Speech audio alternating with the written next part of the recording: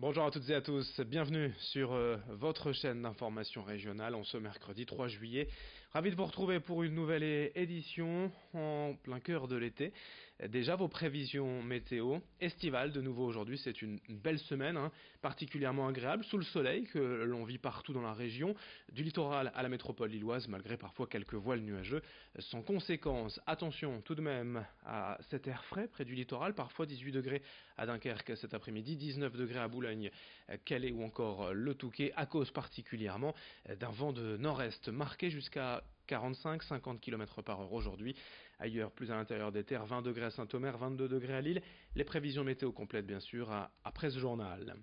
À la une de l'actualité, il y a tout juste une semaine, mercredi dernier, les forces de l'ordre ont fait évacuer un camp de Roms dans le quartier du Pont-Rompu à Tourcoing. 37 personnes ont ainsi été expulsées et se sont dans la foulée installées ailleurs, dans le quartier de la Martinoire à Wattrelos. Selon le collectif Solidarité Roms, ces évacuations ne font à chaque fois que déplacer le problème, car d'autres camps s'ouvrent dans la foulée. Et elle serait même illégale, selon les membres du collectif, car depuis 2018 et une instruction gouvernementale, des solutions de relogement doivent en effet être proposées avant toute expulsion, ainsi qu'un diagnostic social des familles. Écoutez ainsi les explications d'un membre du collectif Solidarité Rome Nord-Pas-de-Calais au micro d'Idil Gunay. Malheureusement, on se rend compte que les expulsions, qu'elles soient ici et qu'elles soient celles qui avaient lieu à Lille l'été dernier, ça casse tous les réseaux de solidarité, l'intégration, l'insertion qui est en cours, et ça ne fait que retarder ce processus d'insertion. Et donc après, c'est vrai qu'il y a une lâcheté de la part des communes qui refusent de prendre en compte la situation réelle de ces familles et qui trouvent, pour des raisons sans doute électorales, mais encore ici, il n'y a personne qui se plaint, il n'y a pas de voisins qui se plaignent de dire on va les renvoyer chez le voisin, de Tourcoing on les renvoie à Wattrelos, de Wattrelos on espérera les renvoyer à Villeneuve-d'Ascq ou à Lille, mais ça ne résout rien. Donc dans la durée, ça ne résout rien. Autre information dans la région, ces 10 dernières années, près de 250 enfants sont morts suite au syndrome du bébé secoué. Chaque parent a déjà vécu les pleurs incessantes de son nourrisson, surtout les premiers mois, le soir, juste quand on rentre du travail, si bien que la fatigue aidant, bien certains craquent malheureusement et secouent violemment leur enfant dans l'espoir qu'il se calme. Évidemment, les conséquences peuvent être tragiques et en prévention, la maternité Jeanne de Flandre, sous l'impulsion du professeur Mathieu Vinchon, neurochirurgien pédiatre à Lille, ont mis en place depuis peu le Crying Plan, une opération de sensibilisation auprès des jeunes parents. Reportage à la maternité signé Margot Sey.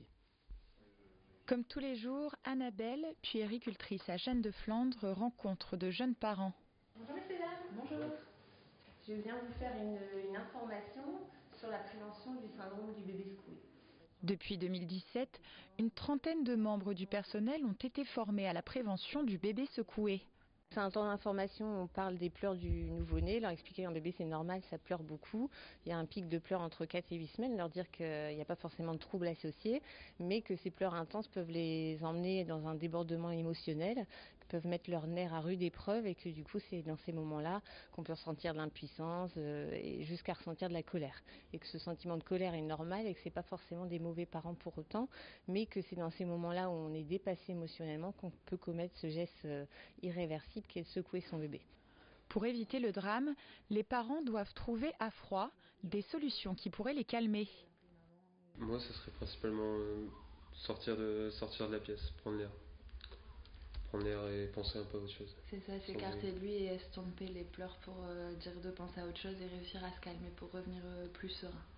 Car sous la colère, ce sont 100% des parents qui peuvent être amenés à secouer leur bébé. Une fois que le bébé est secoué, malheureusement, c'est soit il va mourir, soit il va s'en sortir et malheureusement avec des séquelles. Donc le plus important, bien sûr, même si on va bien s'en occuper et on va bien le protéger, le plus important c'est de prévenir ce secouement, c'est prévenir cet accident.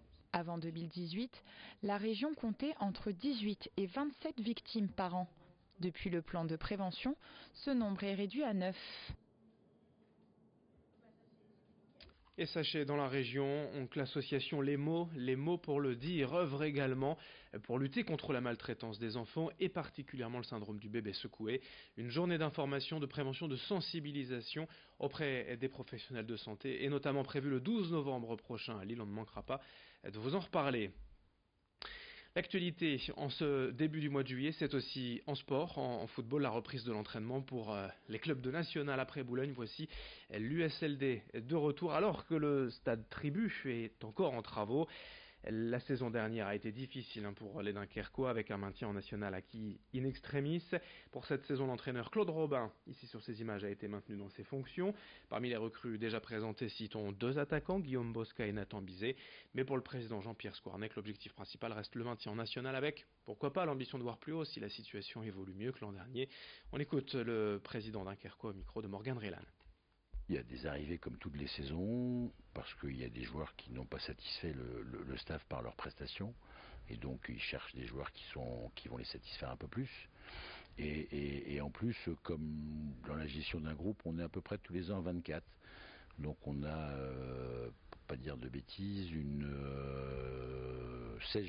14-16 joueurs qui sont en contrat à l'USLD, 5 joueurs en prêt, et 5 jeunes qui montent de l'équipe réserve pour voir s'ils sont capables vraiment de s'imposer en équipe première. Et c'est un peu plus, on va dire, structuré que la saison dernière, parce que la saison dernière, on partait quand même avec entre 80 et 90% d'effectifs de changement, quoi. Cette saison, on garde quand même, on va dire, un peu moins de la moitié, mais quasiment 40% de l'effectif est resté, quoi. Pour finir ce journal, au cœur de l'été, se mettre au frais, pourquoi ne pas découvrir les nouvelles expos du musée de la piscine à Roubaix. Jusqu'au 22 septembre, Jules Adler, Peter Briggs, Ise et une collection de bronze venus de Belgique sont exposés dans la nouvelle aile du musée ainsi qu'autour du célèbre bassin. Ces expositions ont tout un thème commun. Elles traitent du travail, du geste de l'artiste et de l'environnement dans lequel il évolue.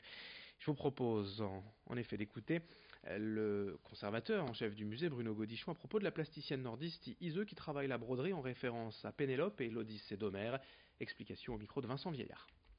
C'est un peu une installation, l'Expo 10, donc chaque pièce joue en dialogue avec les autres et c'est difficile d'en choisir une. Il y en a une qui est évidemment très très spectaculaire, c'est le fauteuil totalement rebrodé avec des bras rajoutés.